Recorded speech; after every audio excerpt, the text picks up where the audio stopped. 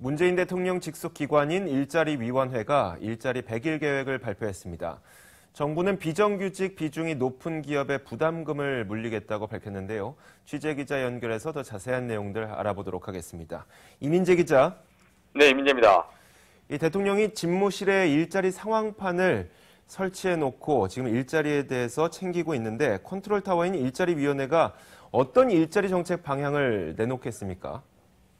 네, 이용섭 일자리위원회 부위원장은 공공부문과 더불어 민간 부문에서의 비정규직, 정규직 전환이 중요하다며 오는 8월까지 로드맵을 만들겠다고 밝혔습니다. 동일 가치, 노동, 동일 임금이 원칙입니다. 위원회는 비정규직 남용을 막기 위해 비정규직 사용 사유 제한 제도도 만들 계획입니다. 또 비정규직을 지나치게 많이 고용하는 대기업에 대해서는 고용 부담금을 매기는 방안도 검토하고 있습니다. 이용섭 부위원장은 민간에 있어서는 강압적으로 하지 않겠다며 비정규직 고용 부담금 경우 실태 조사를 바탕으로 논의할 것이라고 설명했습니다. 2020년까지 최저시급을 10,000원으로 올리는 것도 목표로 삼고 있습니다. 이 위원장은 최저임금위원회에 도움이 필요하다고 당부했습니다. 근로시간을 68시간에서 52시간으로 단축하는 방안도 고려 대상입니다.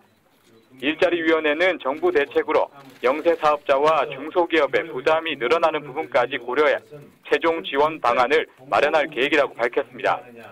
이 위원장은 근로시간과 관련해서는 입법 과정을 거치는 게 바람직하다며 국회 논의 과정을 지켜볼 것이라고 말했습니다.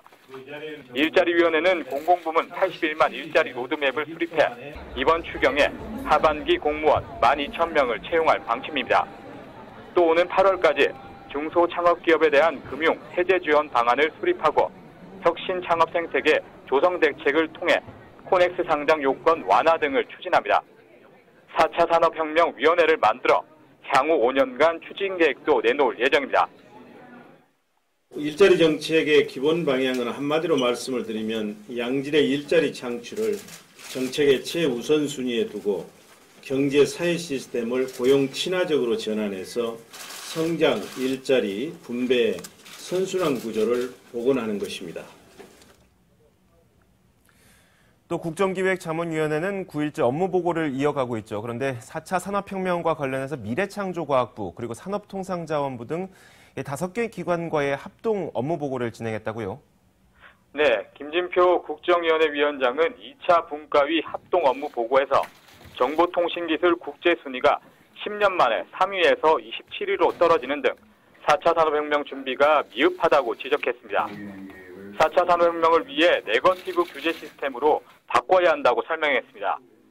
김진표 위원장은 전국 시도지사 협의회 회장단과 만나 문 대통령의 지방공약 이행을 위해 지방분권 개헌을 내년 지방선거 전까지 마무리해야 한다고 말했습니다. 미래부 업무보고에서는 통신비, 기본료 폐지 등을 비롯해 가계통신비 인하 대책을 검토해달라고 요구했습니다. 또 국가정책인 원전 제로화를 추진하면서 발생할 수 있는 부작용도 줄여달라고 당부했습니다. 해양수산부에 대해서는 세월호를 비롯한 해양사고와 중국 불법 어선에 대한 대책을 요청했습니다. 국정기획위는 또 고위공직자 임용기준안을 마련하기 위해 인성검증 기준 개선, 청문제도 개선, TF를 구성해 첫 논의를 시작했습니다. 국정기획에서 머니투데이 방송 이민재입니다.